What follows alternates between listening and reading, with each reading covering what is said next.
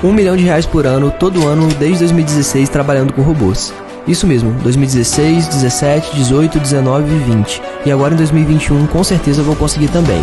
Eu tenho uma máquina de fazer dinheiro na minha mochila e vou te mostrar como você também pode ter a sua. Quer saber como? Clica no link aqui embaixo desse vídeo e vem comigo. Eu não tô aqui pra te mostrar só os meus resultados, eu quero te mostrar os resultados de um aluno meu que usou o meu método e também tá tendo muito resultado trabalhando pela internet. Dá uma olhada aqui, ó, no celular dele, hein? Ele vai abrir aqui o celular, vai mostrar em tempo real, no aplicativo do PagSeguro. Atualmente eu tenho mais de 18 mil para sacar e ainda tenho 3 mil para receber. O método do João Pedro realmente funciona e mudou a minha vida. E falando em vendas, olha só os resultados do meu dia de hoje. E olha que o dia ainda está começando. Tá bom assim? Para começar o dia? Fala galera, beleza? Dá só uma olhada nesses resultados. Um mês trabalhando em casa, usando apenas o celular. Você também pode fazer isso. Quer saber como? Então clica no link na descrição desse vídeo que eu vou te ensinar.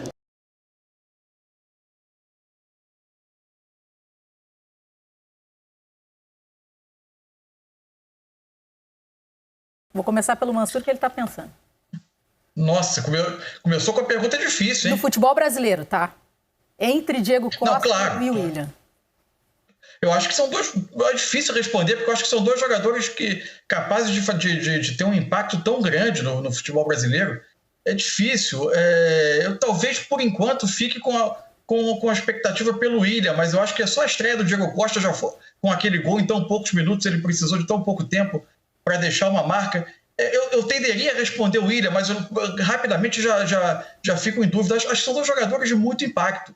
O que eu acho que a gente tem que celebrar ao mesmo tempo que ter atenção. Quer dizer, o Brasil está num momento em que, primeiro, ele exerce um poder econômico enorme em relação aos vizinhos da América do Sul, o que resulta na grande quantidade de jogadores de países vizinhos do continente aqui, e, ao mesmo tempo, é um mercado em que está circulando uma quantidade de dinheiro grande que tem possibilitado com que jogadores buscarem, que talvez já não tivessem o William tinha contrato em vigor, inclusive, mas que eventualmente não fossem ter uma posição de destaque na elite do futebol europeu, nos superclubes europeus, no topo da pirâmide, entre buscar o mercado secundário, eles vêm buscar aqui, vêm ao Brasil para ter altos salários e para ter uma posição de protagonismo. Ou seja, o futebol brasileiro passou a ser capaz de atrair nível de jogadores como o William, como o Diego Costa, que há um tempo atrás possivelmente não estariam aqui. Mas isso é um passo importante. Isso é um passo importante. Oi, diga. Mas e aí, você vai escolher um ou não? É para escolher um? Claro. Vou escolher o William, mas sem qualquer convicção. Eu acho que são dois jogadores que vão fazer um impacto gigantesco. Só acho que a questão do dinheiro deve ser debatida, a gente pode entrar nela mais adiante. Podemos sim. Agora, Grafa, e para você, hein?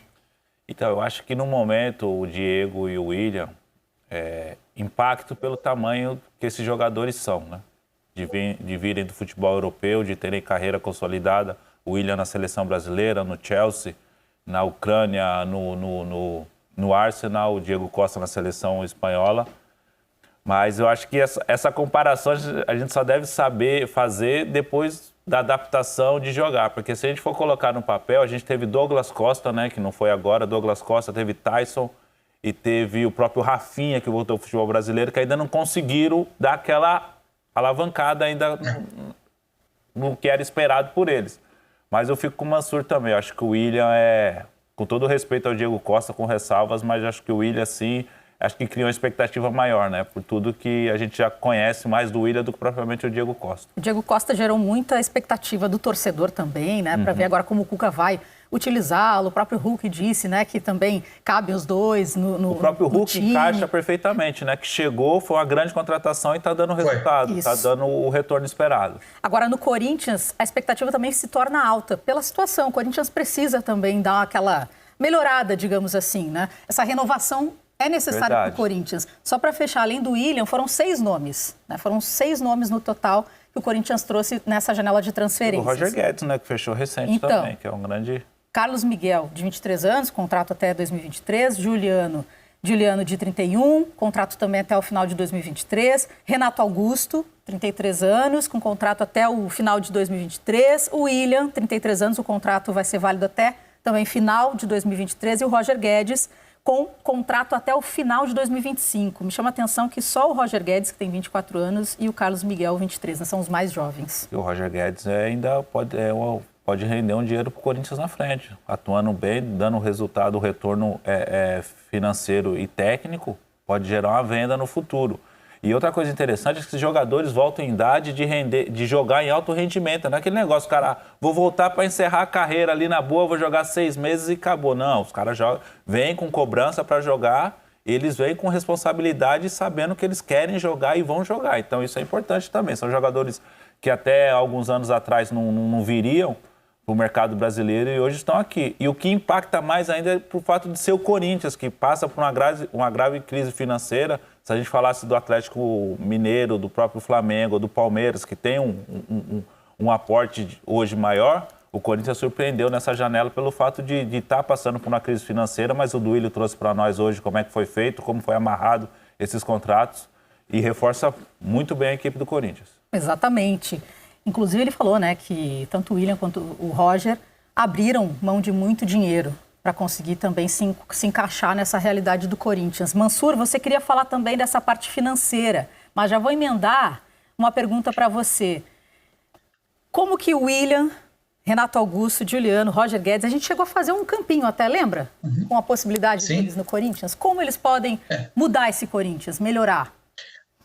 Não, primeiro, o acréscimo de qualidade técnica é inegável. Eles mudam também, e acho que isso talvez seja parte do processo de adaptação, eles vão mudar muito a característica do time, né? Um time que se construiu inicialmente como uma equipe que se defendia mais, que era mais sólida defensivamente, que por vezes tinha dificuldade de criar, aos poucos vai necessariamente ser uma equipe com uma tendência a ter um protagonismo maior nas partidas. Um pouco mais de controle, um pouco mais de volume, um pouco mais de construção ofensiva. Porque se você pensar num Corinthians construído como o Silvinho vem fazendo, num 4-1-4-1, ou seja, com uma linha de 4 defensores, um volante à frente da zaga que possivelmente será o Gabriel como titular. Os 4 homens por trás do centroavante, o Corinthians trouxe esses 4 nessa janela, né? Se você pensar no William por um lado, Juliano e Renato Augusto como os 2 meias por dentro, e o Roger Guedes possivelmente partindo do lado esquerdo. O Corinthians trouxe esses 4 nomes de muito alto nível para o futebol brasileiro. Então, eu acho que eles se encaixam dessa forma, formando esse quarteto por trás do atacante e dando ao Corinthians muito mais capacidade de criação e de construção, agora alterando também um pouco o modelo de jogo, porque são jogadores que têm esse impacto. Agora, com relação à questão do dinheiro, o que eu acho? Você falava há pouco, é importante que eles rendam. É importante que eles rendam, inclusive, para que o projeto funcione. Porque, por mais que o Duílio tenha colocado como isso é feito, qual é o plano do Corinthians? Redução de custos em vários setores do clube, redução da folha do futebol, que o clube assegura que, apesar desses acréscimos de jogadores, a folha segue abaixo do que era anterior, porque o clube teve 18 saídas no ano. E tentativa de fazer dinheiro novo através de contrato de patrocínio do e-token, né, que o Corinthians pretende lançar em breve, enfim, com ações que permitam uma geração de dinheiro novo. Tudo bem, esse é o plano. Ocorre que hoje o futebol brasileiro partiu para um modelo em que houve um enorme aumento das receitas variáveis, ou seja, antigamente você iniciava uma temporada do Campeonato Brasileiro sabendo quanto você ia receber. Hoje, ela é variável de acordo com o desempenho de competição. A Copa do Brasil é uma competição que a premiação é muito alta, variável. A Libertadores depende muito de estar nela ou não. É uma receita muito impactante. Os contratos de patrocinador têm muitos gatilhos de desempenho, ou seja, o futebol partiu para isso. O Corinthians está apostando quase no all-in, um clube extremamente endividado, em que esses jogadores façam a bola entrar para que essas receitas de premiação, de gatilho de patrocinador, de mobilização da torcida também subam. Obviamente que isso tem uma dose de risco, porque o Corinthians, entre outras coisas, tem mais de R$500 milhão de dívida de curto prazo para pagar em um ano. E os balanços mais recentes do clube, os balancetes mais recentes, não apontam ainda para reduções de gastos significativas. Então a gente vai precisar olhar para o campo para ver se a bola entra, mas também para os próximos balanços do clube, para ver se esse endividamento muito grande, que gera obstáculos, inclusive, no acesso a receitas do Corinthians, se ele vai continuar tendo impacto e como o clube vai lidar com isso, para que o impacto na vida do Corinthians daqui em diante desse projeto não seja muito grande. E como se não bastasse esse pacotão, né, de reforços, nomes realmente de peso que chegaram no Corinthians, o torcedor também estava pedindo por Davi Luiz. Estava pedindo bastante por Davi Luiz, mas o presidente do Corinthians hoje no Seleção deixou bem claro, né, que não existe essa possibilidade, que não vai contar, enfim, com a possibilidade do Davi Luiz chegar ao Corinthians, fechar com o Corinthians. Nessa entrevista que ele deu no Seleção, ele deixou isso muito claro. Descartou qualquer chance de contratação, portanto, do zagueiro, mesmo com a mobilização da torcida do Timão nas redes sociais. Abre aspas para ele. Ele falou assim: não existe o Davi Luiz, não está em andamento, não existe. Estamos muito satisfeitos com as peças que chegaram. E aí eu já emendo, Grafa, uma pergunta para você que chegou aqui na hashtag Troca de Passes. O Marco está perguntando: Grafa, o Corinthians agora tem condições de brigar com o Fly e o Galo? Acho que daí já está pensando lá na frente, né? Mas que são reforços que dão esse peso e dão esse tom, quem sabe, para chegar mais junto, é verdade. Falamos sobre isso no Troca semana passada, sobre esses são reforços, acho que tirando o Roger Guedes, assim, que vem atuando, né? O próprio Juliano que já está atuando, mas o Renato Augusto e o William, eu não sei como é que tá as condições. O Renato Augusto está entrando aos poucos, mas normalmente o Corinthians está montando uma equipe muito forte para 2022. Lógico que agora, com a chegada deles, cria-se uma ansiedade, uma expectativa muito grande. Mas o Corinthians está se preparando para 2022. Pode conseguir alguma coisa agora nessa reta final de Brasileiro? Pode, mas eu acho que o projeto do Corinthians é para 2022. Mansur, o Davi Luiz não veio, tudo bem. Mas com esse fechamento da janela, você mesmo fez esse levantamento e a gente vai trazer agora como pauta aqui no Troca de Passes 25 jogadores que atuam no Campeonato Brasileiro, disputaram uma das 3 últimas Copas do Mundo. Queria que você falasse sobre isso com a gente. É isso, são 25 jogadores que jogaram uma das 3 últimas Copas do Mundo. Você tem aí a gente tem a lista, está passando, o Corinthians é que concentra o maior número deles, né? O Corinthians tem 5, o Atlético tem 3, o Flamengo tem 3, e por aí a gente vai seguir. Eu acho que isso se deve a alguns fatores, rapidamente até a gente passou por eles há pouco. O Brasil tem a gente vê alguns nomes, Mercado, Guerreiro, Carlos Sanches, nomes de jogadores dos países vizinhos sul-americanos. O Brasil tem hoje uma imposição econômica no continente que permite ser competitivo em termos de pagamento de salário. Obviamente, quase sempre a elite dos jogadores do continente está na Europa. A elite que vai jogar nos principais clubes da Europa, no topo da pirâmide do futebol, ela continua indo para a Europa, a gente continua sendo um continente exportador. O fato é que o Brasil tem uma capacidade econômica no continente que o destaca e os resultados da Libertadores estão provando. Além disso, teve uma onda de repatriações que tem a ver também com esse dinheiro que circula hoje no Brasil.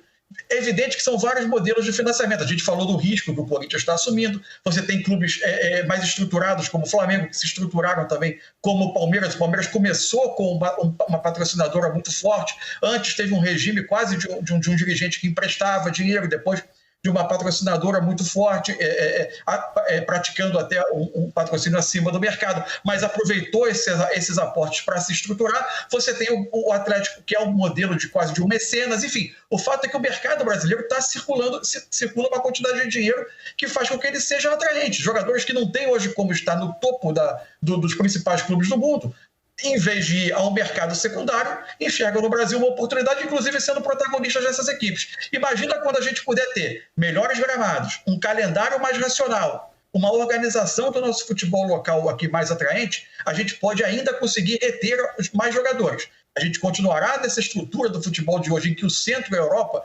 continuaremos sendo exportadores, mas a qualidade do nosso campeonato pode melhorar muito. A gente precisa fazer um pouco do dever de casa também. Com certeza. Enquanto a gente teve essa leva, né, e tem esses 25 jogadores que já atuaram pelo menos em uma das 3 últimas Copas do Mundo, também tivemos saída de...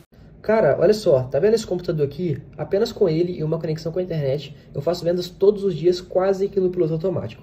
Inclusive, dá uma olhadinha nos meus resultados do ano passado. Eu filtrei do dia 1º de janeiro de 2020 até o dia 31 de dezembro de 2020. E como você pode ver aqui, eu fiz mais de 1,5 milhão em vendas, mais de 1,5 milhão em comissões, trabalhando 100% online. Você quer aprender como que eu faço isso? Então clica no link aqui embaixo desse vídeo e vem comigo.